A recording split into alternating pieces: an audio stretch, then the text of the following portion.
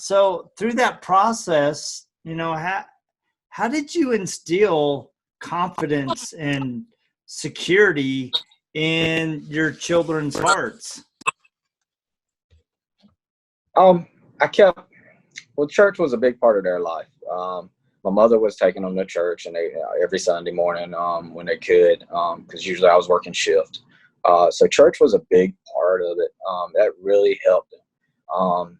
They saw me sacrifice, and it's crazy what a kid will pick up on as they're coming up.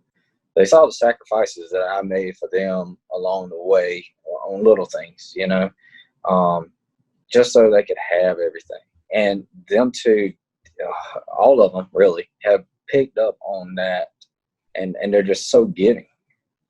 Still to this day, I mean, they are just kind-hearted and giving kids, and everything that I would want them to grow up into, they have every one of them. And it just brings so much pride and joy just seeing that, that I instilled a little bit of that into their hearts. I was a part of it.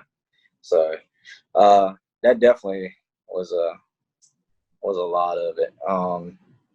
And the family structure, no matter what, yes, things were rough. It was kind of a broken home type deal, but they still had family.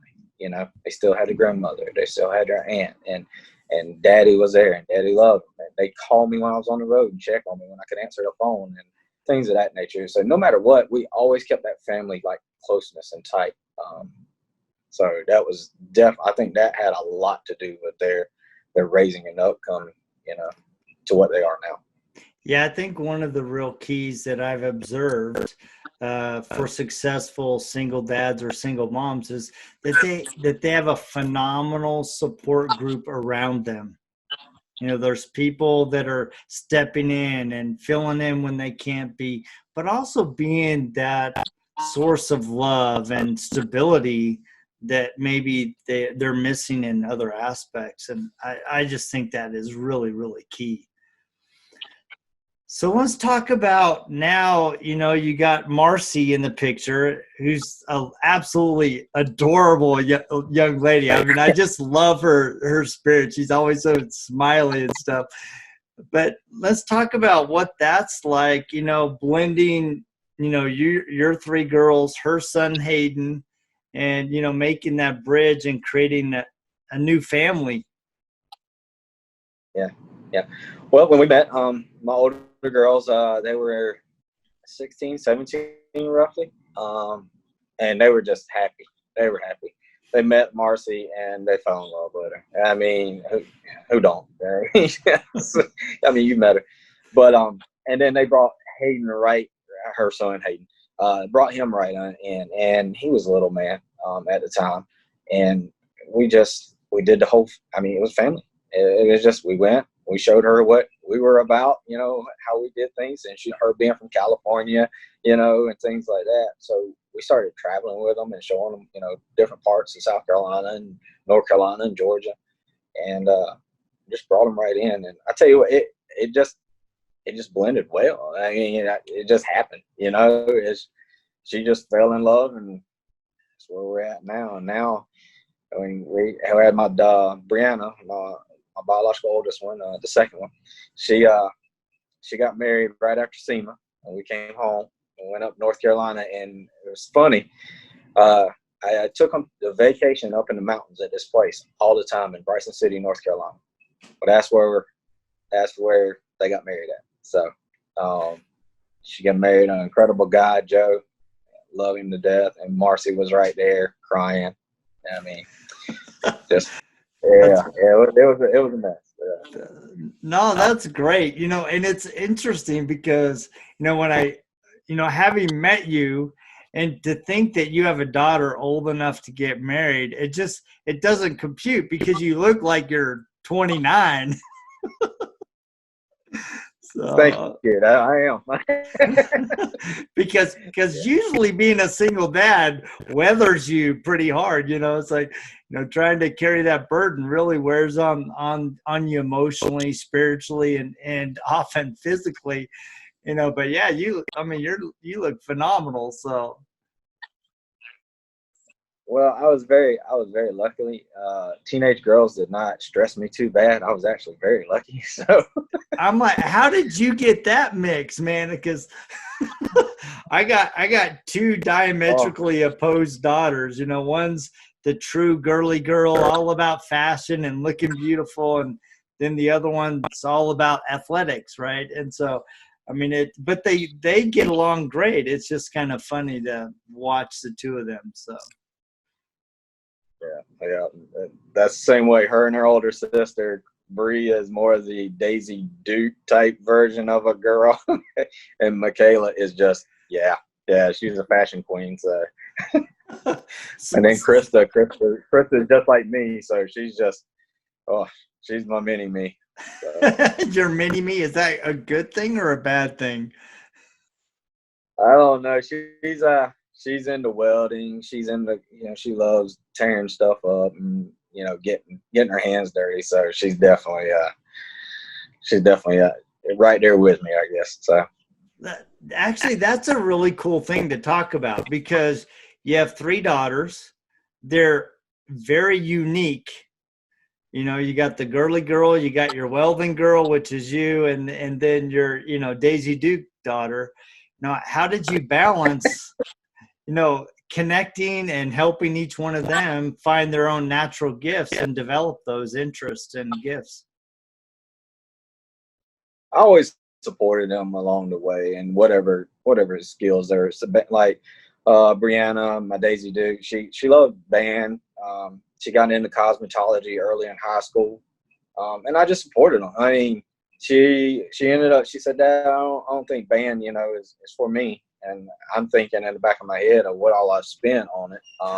But so I'm thinking financially, and but she really just talked to me. She had an open conversation with me, and she said, "I just don't feel like this is where I want to go." And we discussed it, and she took on the cosmetology aspect of everything, and graduated high school, came out licensed beautician, and within less than a week had a job at a fancy beauty salon. And and then Michaela, Michaela, she's great. She's my fashion model. She loves makeup, but she's also very strong-willed, very determined person, and she's works in the medical office. So right now she's right there in the middle of all this stuff. But they got good heads on their shoulders, and I don't know how I got so lucky because I can be a knucklehead, so I don't understand it. Well, you must have done something right. So, Yeah, speaking of yeah. speaking of doing something right, if you were to give a dad some tips, what are the one or two, maybe three tips that you think are critical to build that relationship with your kids? Um, One thing I've always done with my kids, there's certain things that we hold back from them, for their sake, But honesty was a big thing with them. Open line of communication and just being honest, I don't want them to. I didn't want to force them to grow up and understand adult life, so fast. But it was keeping that open line of communication with them, man. Like, okay, listen, this is where it is. This way it's happening. This is why it's happening. Yeah. I think that is a great one. Um, Unconditional love. I mean, no matter what, I love them. They're my kids. I love them to death. I'm gonna be there to support them. They know that. And then one more thing I could think of. Wow, there's so much. I guess it would be that time together. No matter what position I was in or how overworked I was or how tired I was, I always took out that time just for them. Each one of them, you know. Or we do a group thing, but each one of them had their time with dad. You know what I mean? And that way nobody felt bad. And I tried to, because there's no favorite. They will tell you they're my favorites, each one of them. But and they argue about it all the time. But I showed them that I love all of you the same, no matter what. Just and just be there. That's probably the three biggest things I could think of, and that have helped me along my way with them. I love that. All those are phenomenal. I do have one more question, and it's a question I've never asked anybody because I've never had somebody in your position where they've actually had a daughter get married. What's that like? Allowing that son. Well, the saying that the girl will marry someone that's very similar to their father. Well, Bree hit that one on the head. He is so funny. He's quiet. He holds back. He doesn't say much, but when he says something, it's usually pretty funny or it's dead on the nose. And he is definitely an amazing guy. I love him just as much as I do them because she did really good. She definitely did good. I told awesome. them that the one thing that I will not do is a granddad. Now I told him I wasn't ready for all that. But, yeah, you and me both. I'm like, I don't need any grandkids yet, man. I may have the gray, but I'm not ready. Yeah, that's right. That's right. Oh man, I've been told I got 4 years. Okay, 4 years. That's funny. That's awesome.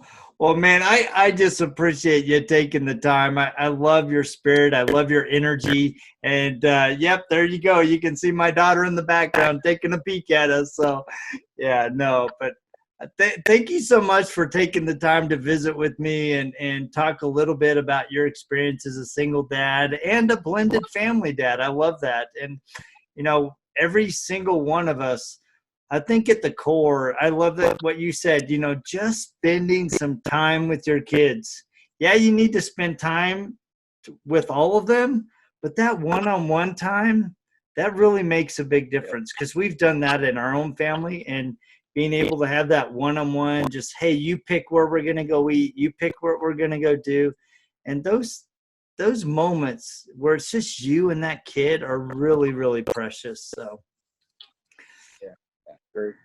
Yeah, well, thank you so much, guys. Those that are tuning in, thank you so much for joining me every week as we explore the joys, the challenges, the triumphs. Yes, there are sorrows in being a dad, but overall, it's awesome.